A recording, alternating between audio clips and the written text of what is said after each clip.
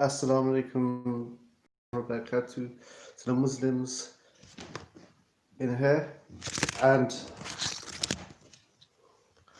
welcome to the non-Muslims in here.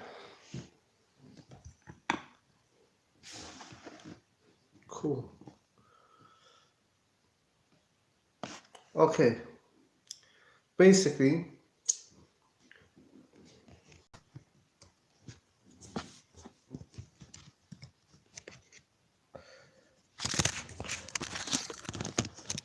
the reason,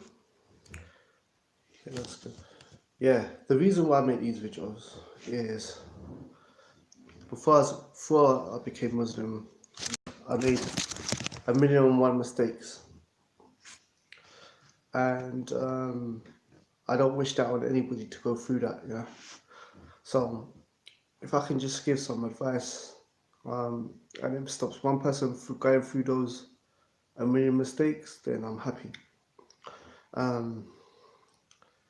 Today I want to talk about peer pressure, and the reason why I basically want to talk about it is I was kicked out due to my own behaviour at around 15, 16. I was homeless. Around 17, I got my own place. Around 18, I went to prison for a year, and a while later, I converted to Islam. But I made a whole bunch of mistakes, and what I want to talk about is peer pressure. Because even though young people pretend that they don't care what people think, I'm doing my own thing and I'm strong-minded and I'm big and I'm strong and no one can tell me anything. It's all a lie. Young people care a lot what other people think about it. Young people, a lot of them are followers rather than leaders. And that's what I wanted to talk about today. As you grow up, when you go secondary school, college, uni, or when you're hanging out on a council estate, there's going to be time as a Muslim that you're going to have to make a decision. Even as a non-Muslim, you're going to have to make a decision. Because what you're going to do, you're going to go into these environments and you're going to notice that there's a crowd. You're going to notice that there's a certain crowd, a popular crowd, Now you're going to have to make a choice when you go into, like I said, secondary school, college, university, or whatever.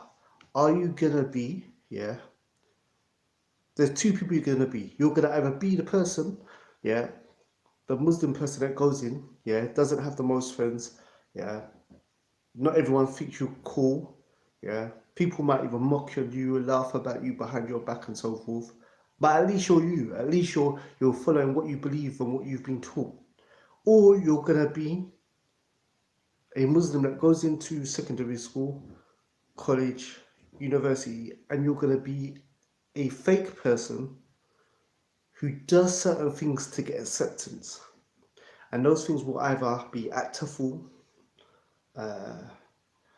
breaking rules, you're either going to be a clown, or you're going to do bad things, to be accepted, whether that's anti-authority things like bunking off school, or I don't know, bunking class, or I don't know, doing just stupid stuff. Or you're going to be someone who bullies other people to be accepted. Because what you're going to find is in these environments is that there's a big crowd, but there's only 1, 2, or 3 leaders of that crowd, and the rest of the people are all followers. In any group, whether it's on a council estate, whether it's in college, in a common room, whether it's wherever it is, whether it's in a playground, in secondary school, there's a group of people, and there won't be more than 3. There's either 3 people that control the crowd and they say let's go shop, and everyone goes shop, 3, 2, or 1, and that person controls. Everyone else is sheep. yeah, like little sheep that follow the orders. So if one of the leaders say let's go shop, we're gonna go shop. If one of the leaders says let's go smoke, we're gonna go smoke. One of the leaders says let's go talk to them girls or let's go to talk to them boys. That's how it goes, and the rest are all sheep and so forth. And what you'll find is for people to be accepted by the group or the gang and so forth, there's certain things you have to do to be accepted. You can't just hang around with the cool the cool group or so forth. You have to do certain things. Whether start smoking, you know, start drinking, you know, chat to the opposite gender, you know, bunk off school, whatever it is, there's something, yeah. So when you go into this environment, you have to decide who you're gonna be. And unfortunately, most people they decide that they're gonna be the little mascot, the little clown, the little sheep that follows along. For example, let me explain to you smoking. Why do most people start smoking? Ask yourself, why do people smoking? Smoking does not taste nice. It mashes up your fingers. It mashes up your teeth. It makes your breath smell. There's nothing nice. There is nothing nice about smoking. And people that are older that smoke, yeah, people, I would say, you know, maybe mid-20s, late 20s and stuff. Anyone who smokes will tell you, don't start smoking. It was one of the worst things I could do. Smoking doesn't do anything for you. It doesn't taste nice. It doesn't give you no buzz or anything. You know, maybe when you first start smoking, it might give you a head rush. But I'm saying basically, smoking doesn't do anything. You don't get high. Like generally, don't get high smoking. It doesn't taste nice. There's nothing. There's no positive things about smoking. So why do people start smoking? No one ever smoked, yeah, and told someone else that smoking, when you smoke, the feeling is so good and it's so amazing and stuff, and the high you get off smoking is it's such a great high. You gotta smoke. No, that's not what happened. You go school, you go college, you're hanging out on the council estate, and that group, yeah, is smoking. And if you want to hang around with them, you have to smoke. So that's why people start smoking. Peer pressure, you know. So the real test is if you're a strong man or if you're a strong woman or so forth is when you go into these environments, are you you or are you doing what everyone else is doing? In secondary school, you know, who are you? Do you swear? Do you smoke? Do you chat to girls? Do you listen to music? Who are you when you go to secondary school? Before you started secondary school, you were someone, yeah? Your parents raised you a certain way. When you enter secondary school, who are you? If by the end of secondary school, yeah, you've already started smoking, you've been intimate with the opposite gender, yeah, you're swearing as part of your natural speech, yeah. You know you listen to tunes on the regular, then you can think you're strong, you can think you're young, you can think you're it and this, that, and the other, but you're easily influenced. If by the time that but after a year in secondary school, if you're like, or by the middle of it or whatever, ask yourself, how did I come in here? Yeah, and what am I now? Because if you come out of secondary school, or you come out of college and you've had a girlfriend, like I said, you like, you've done zina, you're smoking, you know what I'm saying, you're listening to music on the way to school, on the way to wherever you're going, and on the way back, um, and so forth, then you've got lost at a very young age, you know. And you, you have to choose what you're going to be known as. You're either going to be known as the practicing Muslim, yeah, who did their own thing, mind their own business, yeah, didn't have a lot of friends, yeah. But at least people know who you are. You're not fake. You might not have the most friends, you might not be the most popular, you might not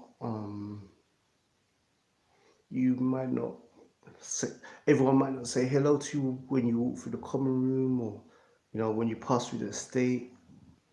But so what? At least everybody knows. I might not like him, I might not like what he does, I might not think he's cool, I might not think he's in the know, but at least that person follows what they believe. Everyone has to believe that. If at the end of the day, if you follow what you believe and you don't smoke, you don't drink, you don't talk to the opposite gender, you don't listen to music and stuff, they can say whatever they want to say behind your back.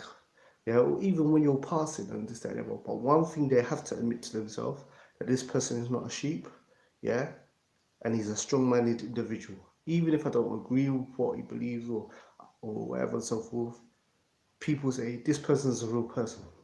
Whereas you're a Muslim, if you're a Muslim and you're smoking, you're chatting to girls, you've lost your virginity, you know what I'm saying, you go to parties and this, that, and the other and so forth. You bunk school, yeah. You was it, you like you chill out in a common room, like you're always getting detention. The reality of the situation is that even people who are not religious, are gonna think this person's fake. This person is a follower. This person, even the crowd, even the leaders of the crowds will know that if you smoke, if you bunk school, if you steal, if you do all these things, even they know, even if they're not religious, that as a Muslim, yeah, you're sheep to them. Why? Because like you're the crowd go left, you go left, the crowd go right, you go right. You know what I'm saying? The crowd do something illegal, you do something illegal. They know you don't really have your own mind, even if you hang around with them and so forth.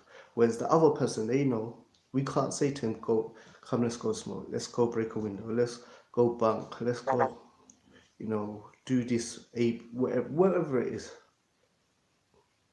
Why? Because they know that that person is a yes person, or a sheep. The Prophet sallallahu alaihi wasallam said that a person is on the religion of his friends. No.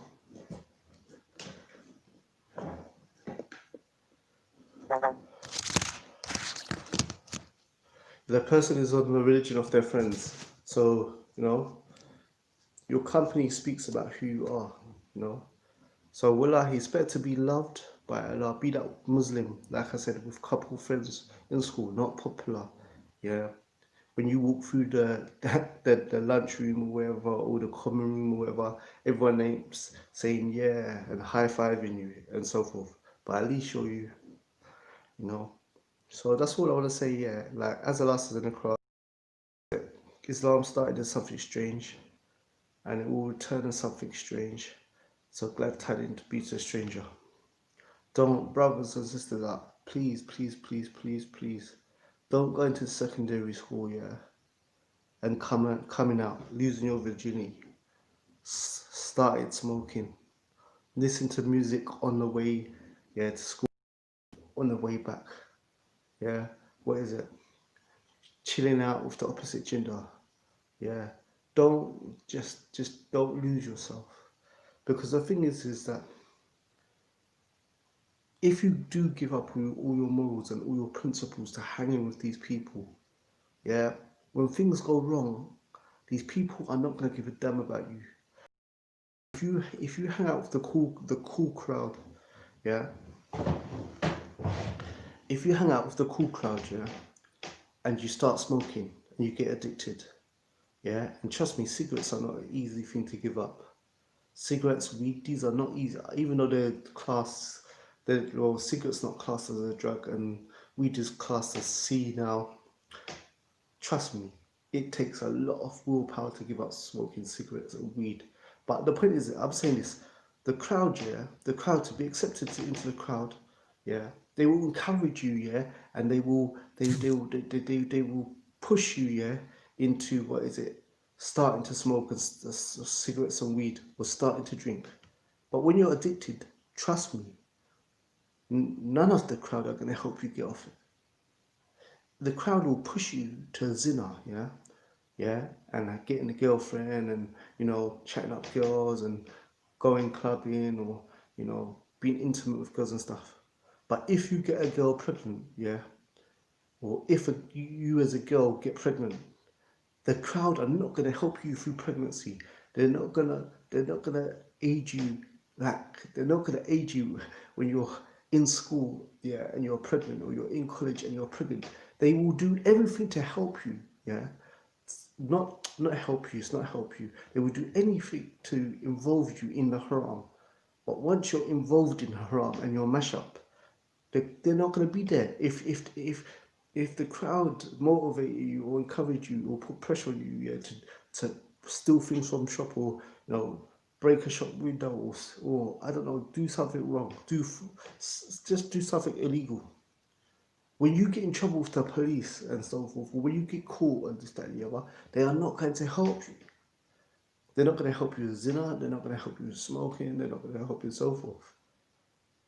And what's the worst that can happen? What's the best thing to do? You be yourself. You go into Muslim. They think you're square. They think you're oddball. They think you're a wasteman. They think whatever. Yeah. And you live you try and be as Islamic as you can. Yeah. And you don't give in. And they think whatever they think about you. Or you go into these places. You get affected by the pressure. You get affected. You get affected by the names and the do this and do that and all this stuff, and you start smoking, you do zina, yeah, what is it, you do something illegal, yeah, and then you're left by yourself. So what? You think I'm a square? So what? You think I'm a square? So what? You think I'm odd? You think I'm not cool? So what? So what? So what? So what? So what? Am I gonna die? Am I gonna die because, like, am I gonna die because you don't think I'm cool? So what do I have to do? I have to jump through. I have to jump through hoops. I have to stand on one leg. I have to scratch my head. I have to roll on my tummy and roll on my back and scratch my tummy until, and keep on doing these things until you, as a Muslim, until you approve of me. I have to smoke. I have to drink. I have to swear. I have to break things, and then you're gonna accept me. Then I've stripped myself of everything I am. Trust me, I'm telling you, because I've been part of a gang. I've physically mashed people up for a gang. I've hold people up in shop, innocent people, throw them down. I've mashed people up. Yeah. To be accepted, or to prove how bad I am, how to do this, that, and the other, and so forth. But when you go jail, no one gives a damn. People use psychology on you. Older people use psychology on you, and say, yeah, they see you coming along, and they see that you're fearless and that you'll rob certain things, and you'll do certain bad things, and steal and rob and violently hurt people as well. And these elders will take advantage of you. This is a whole different video. I'm going to talk about going up on a council day, how the elders take advantage of the elders. They will know you've never had praise. Maybe you never had a father in your life. Maybe you've never had anyone praise you and say you're special and you're worth something, and you mean something and you're important and I care about you. And they know that you basically, older male praise you, it will gas you because you've never had it before. This is all psychology. And the older will say, yeah, go and rob that place, or go and sell them drugs, or go and mash up that man, and so forth.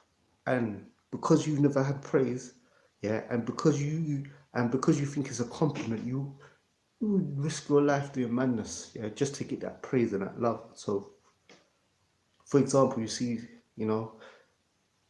like, and this happens, but that's a whole different talk. But I'm saying this happens on a macro level. This happens on a macro level in school.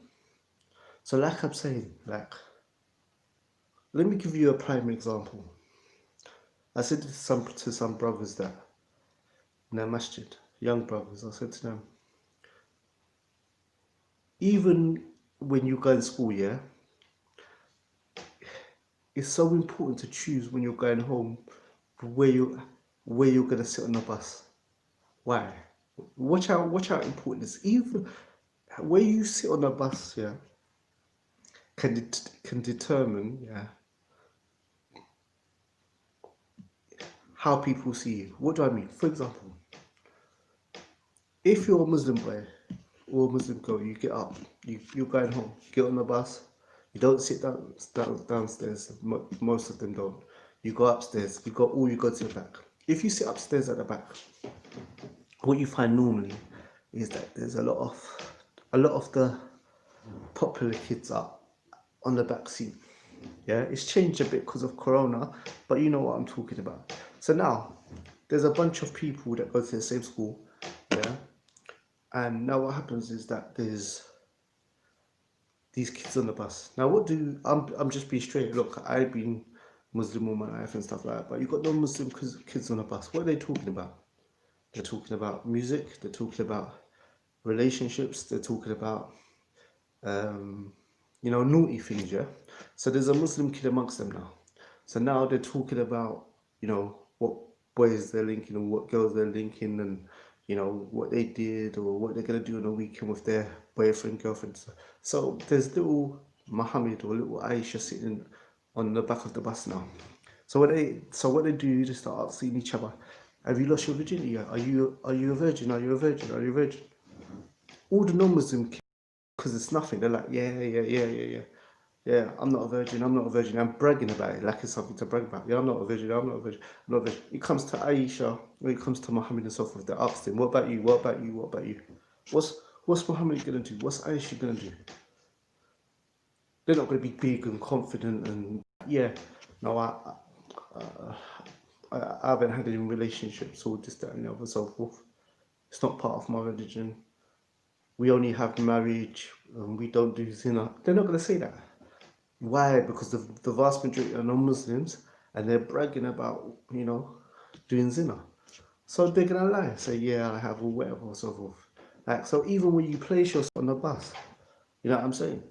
The pens is going to affect, what type of person you are. Because you're going to have to lie just to fit in, because there's no higher, there's no shame anymore. But all I'm just trying to say, look, it's better to be a real you than a fake copy of someone else, man. So just remember that. Just remember, if I do the haram to fit in with the crowd, what, and I get in trouble, what are the crowd going to be there for me? They're not going to be there for you. Just think, if I do the haram, I know it's wrong, the smoking, the swearing, the music, the chatting to the opposite gender and stuff. If I do it for the crowd, yeah, and my life gets messed up, or I get into problems, are they going to help me out? No, they're not going to help you out. So anyway, I don't want to waste your guys' time and so forth, but if anyone's got any questions, this one.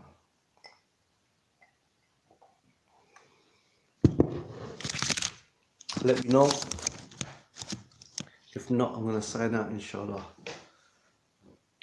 If there's any topics you want me to chat about, then let me know. Wa alaikum salam, rahmatullahi wa barakatuh. Bless you now upon the haq.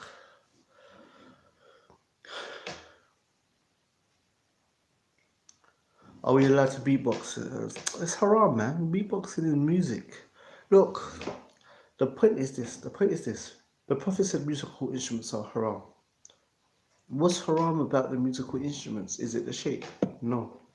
Is it what they're made of? No. Is it where you put it? No. What's haram about musical instruments, yeah, is the sound that comes out of them. So if people are saying, okay, music, the only time music is haram is if it comes out of a musical instrument, then what you're saying is that if it comes out of anywhere else, that it's halal. Okay, cool. Most of the music nowadays is not made by musical instruments. It's made by studios in them studios they have computers. They don't have musical instruments, and it has what is it? It has the sounds of musical instruments. So what that's halal because it's not musical instruments. People in their rooms they have beat makers. Yeah, not musical instruments. There's brothers in the room they have beat makers. It makes music. It's not musical instruments. You're gonna say that's halal because it's no. What's haram about musical instruments is the sound that comes out of them. So whether it's your mouth, whether it's a computer, whatever it is. And I give this simple example. Yeah, say you was next to the Prophet sallallahu alaihi wasallam, and you was playing a musical instrument. Yeah, and the Prophet sallallahu alaihi wasallam told you that to stop playing. So you stop playing the musical instrument. 5 seconds later, you make the exact noise of the musical instrument with your mouth.